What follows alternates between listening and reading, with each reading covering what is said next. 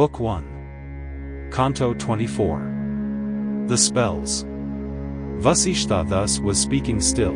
The monarch, of his own free will, bade with quick zeal and joyful cheer Rama and Lakshman hasten near. Mother and sire in loving care sped their dear son with rite and prayer.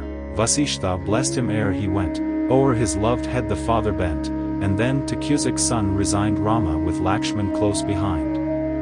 Standing by Visvamitra's side, the youthful hero, lotus-eyed, the wind god saw, and sent a breeze whose sweet pure touch just waved the trees. There fell from heaven a flowery rain, and with the song and dance the strain of shell and tambour sweetly blent as forth the son of Raghu went.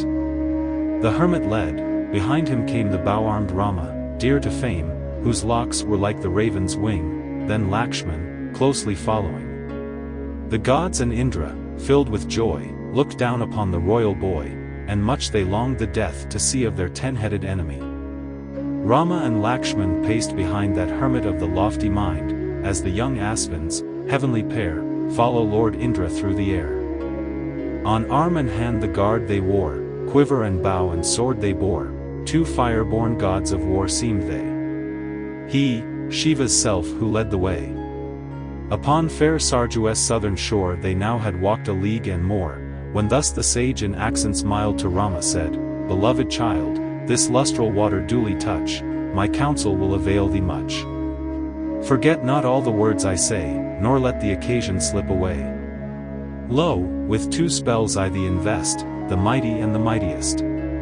O'er thee fatigue shall ne'er prevail, nor age or change thy limbs assail. The powers of darkness ne'er shall smite in tranquil sleep or wild delight.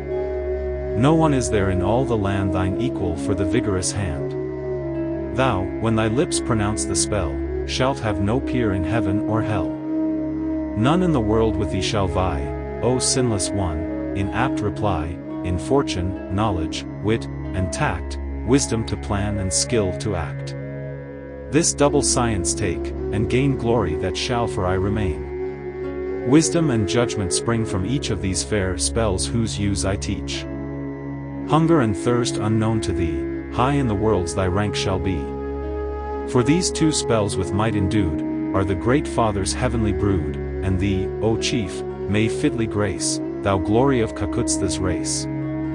Virtues which none can match are thine, Lord, from thy birth, of gifts divine, and now these spells of might shall cast fresh radiance o'er the gifts thou hast.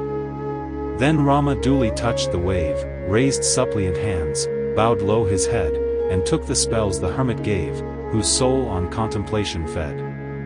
From him whose might these gifts enhanced, a brighter beam of glory glanced, so shines in all his autumn blaze the day god of the thousand rays.